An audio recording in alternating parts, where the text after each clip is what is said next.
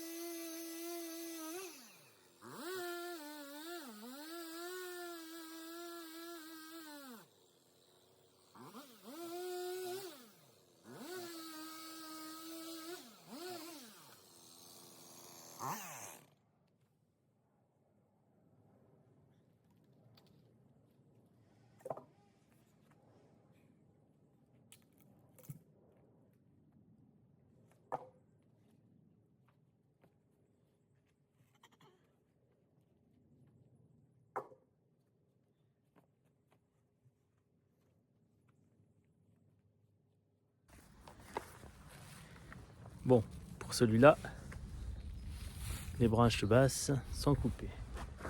Maintenant, je m'attaque à celui-là. Hop, tout ce qui est bas.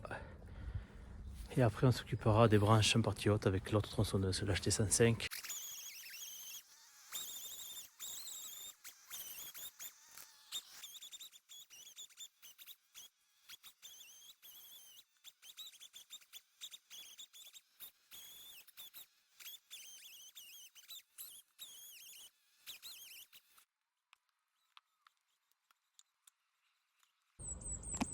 J'ai le harnais, je vais utiliser la perche. Donc je l'avais pris au cas où, parce qu'en général je peux faire ça, mais là je préférais parce que j'ai quand même du, comment dire, de la matière. Et puis il y a ça à protéger, donc il faut que je découpe de loin pour que ça tombe, pour pas que ça tombe ni sur les panneaux ni là. Donc là le harnais, je vous montre. Donc là il est accroché. Ça c'est ce qu'on met au niveau du tube de la perche. On règle la hauteur et après on est comme ça, donc ça soulage. Donc après je vous montre l'ancrage au niveau du dos. C'est parti.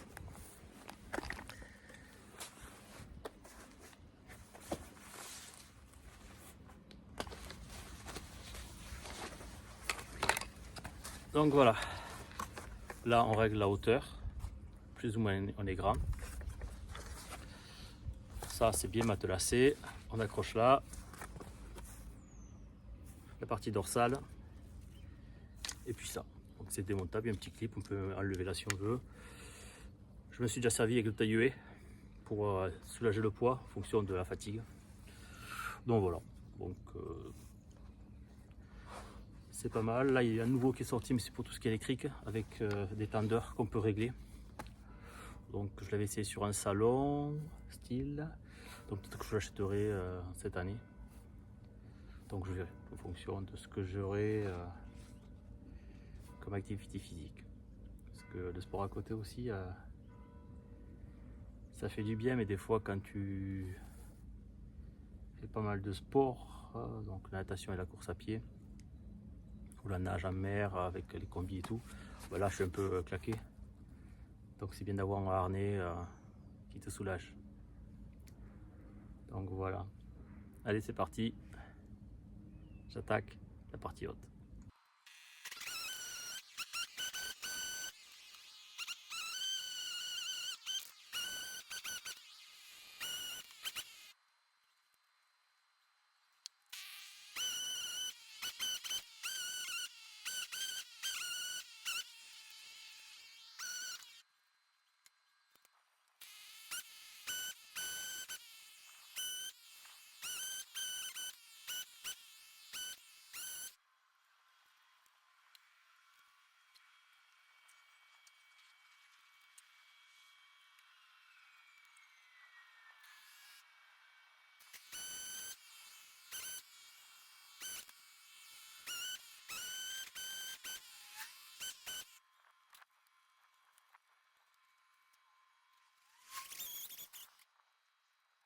Soyez là. Le ciel bleu aussi, ça change de la semaine dernière. Donc j'ai pas mal nettoyé, le camion est presque plein. La remorque avec les il y a des branches annexes mais qui sont diamètre 150 voire plus. Il y a de la place sur la remorque donc c'est bon. Donc voilà, bon allez, je vais vider et puis je vais manger. Ça fait du bien de récupérer ces EPI. Bon ça y est, donc j'ai mangé, j'ai fait le premier voyage. Maintenant je vais continuer à nettoyer tout ça. Allez c'est parti. Je vais remettre un petit coup d'affûtage sur les chaînes pour être nickel, pour pouvoir travailler correctement.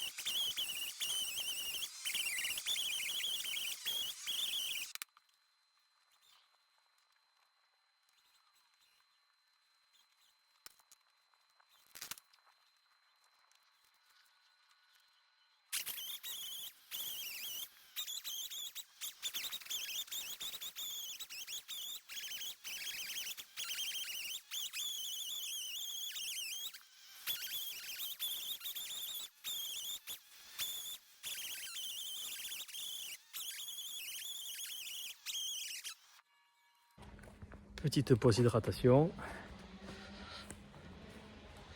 Bon, j'ai pas mal nettoyé. Il me restera ce tas, mais ça je le chargerai demain parce que j'ai le camion qui est plein. Donc là je vais m'attaquer maintenant à ces branches là. Comme ça demain il me restera que le gros fût, celui-là, et j'avais zappé de dire aux clients de fermer les volets. Donc ce soir petit message pour qu'ils ferment les volets, comme ça au moins il n'y aura pas de projection vu qu'ils sont secs de chez sec et donc ça va être cassant. Allez, je continue donc sur les branches annexes.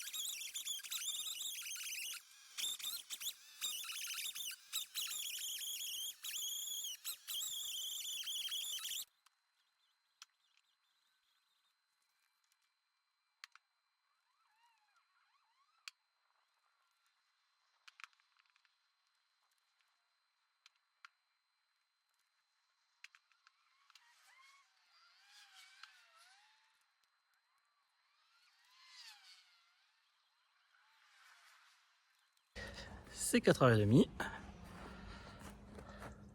On est pas mal. J'ai débité les gros.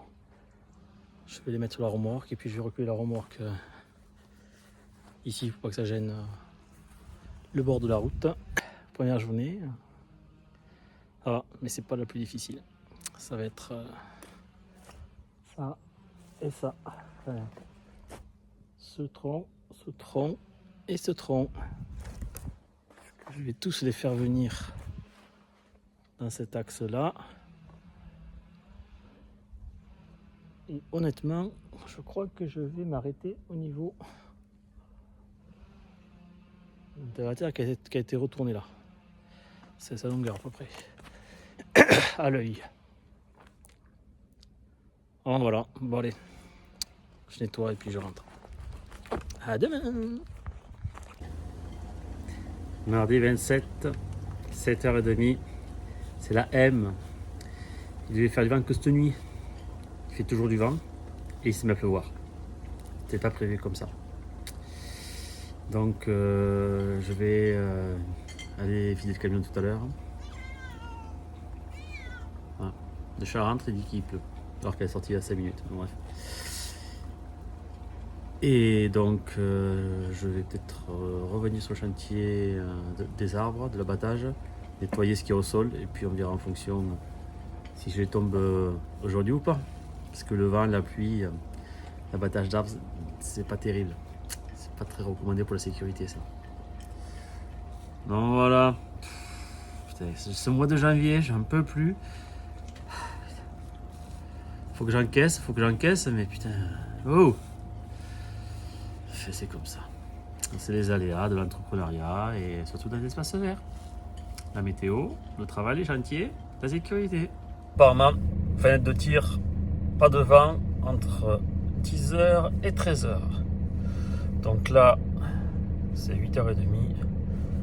Je l'ai vidé à la compostière et j'y vais. Si je coupe cette fenêtre de tir, après il pleut apparemment grave. Donc, c'est parti, je suis motivé là parce que ça commence à me saouler. Je suis arrivé, donc il y a l'Alcalnie, on est pas mal, pas loin. Là, j'ai un front nuageux qui arrive avec de la pluie. Donc ça va être court pour tomber ça. Allez, je prépare tout et puis on le tombe, enfin on les tombe.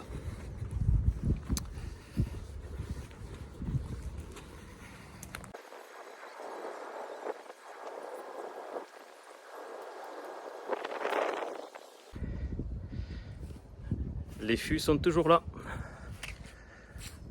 Pas mal de vent. Je pas si tu vois. Bref. Donc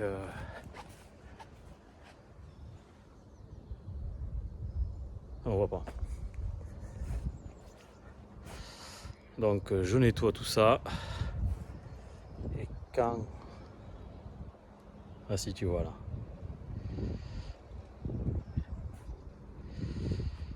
Et quand le temps sera mieux s'adapter, je viendrai avec une nacelle. Ce sera plus simple parce qu'en fait là où il est tout piqué, tout crevé, donc j'ai peur qu'il parte dans tous les sens. Donc la semaine prochaine j'ai une taille de haie avec une nacelle qui est pas loin plus, le village à côté.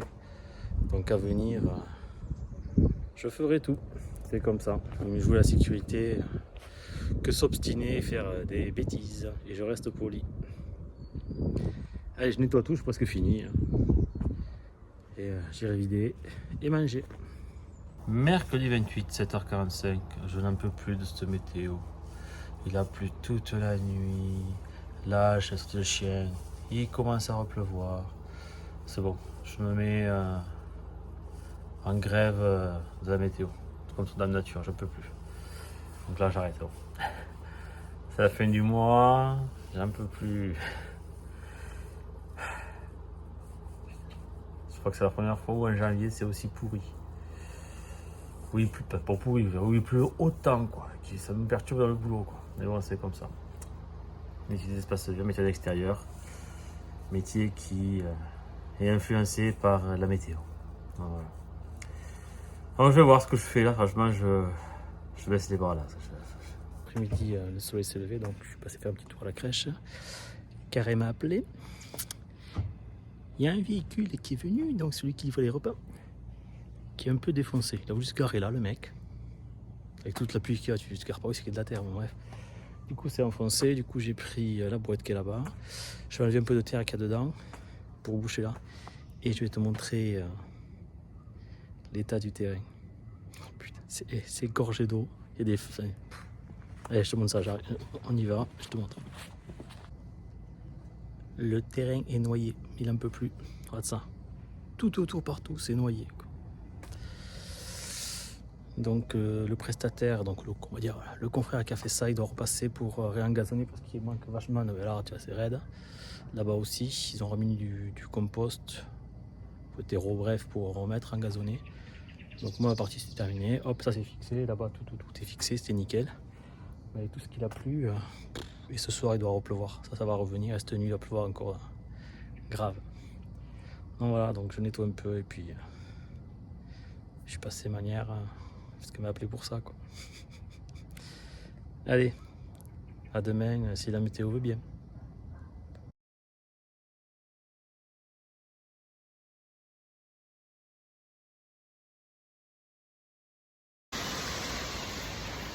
Bonjour à vous.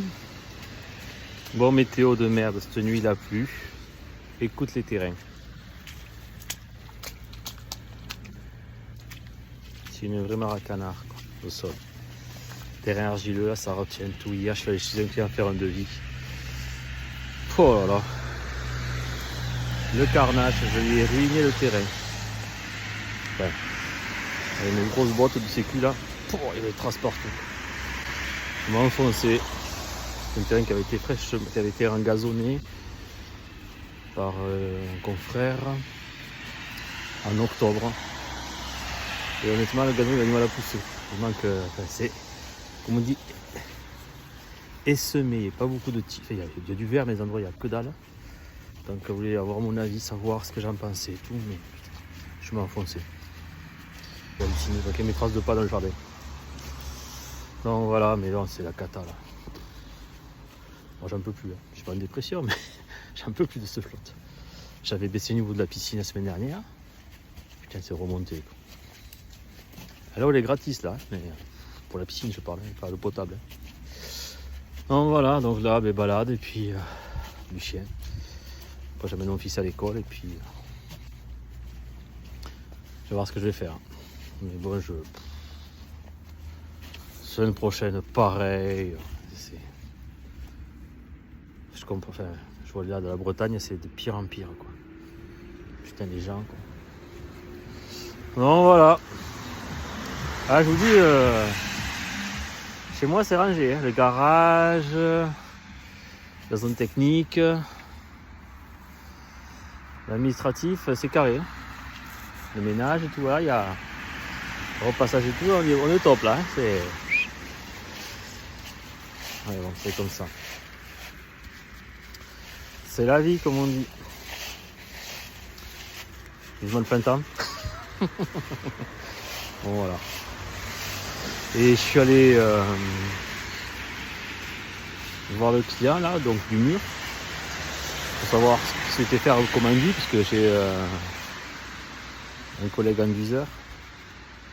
Et en fait, sur la deuxième partie du mur, donc qui va jusqu'à la maison, ça risque de tomber à l'eau parce qu'il avait fait une déclaration préalable donc, pour la division parcellaire.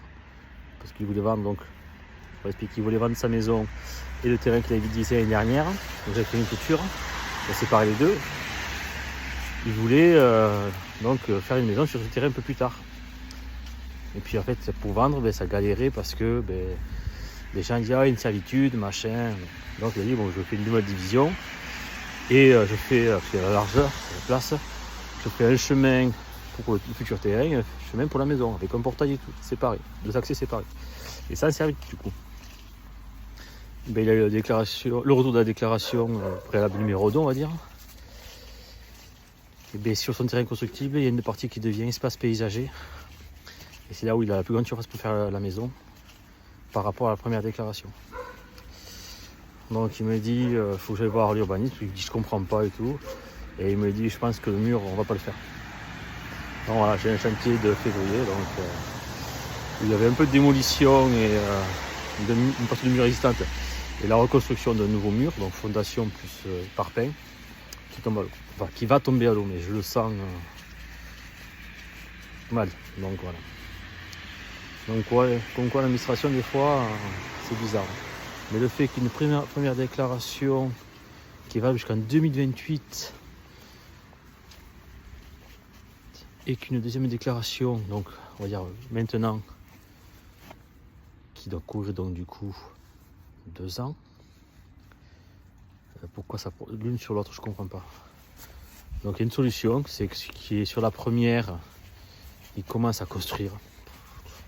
Déjà de passe-passe, du coup puisqu'il a l'autorisation, il commence la construction.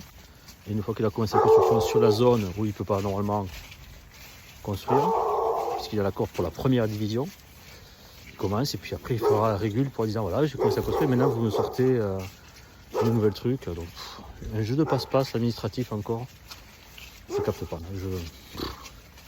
Voilà. C'est comme ça. Il y a des chantiers où tout semble rouler, puis il y a des petits problèmes d'administration au dernier moment, mais c'est comme ça. C'est un vlog, hein. C'est ma vie. Ma vie d'entrepreneur paysagiste. Allez, à la semaine prochaine, j'espère avec un peu plus de verre, même si il prévoit encore de la pluie. Ciao.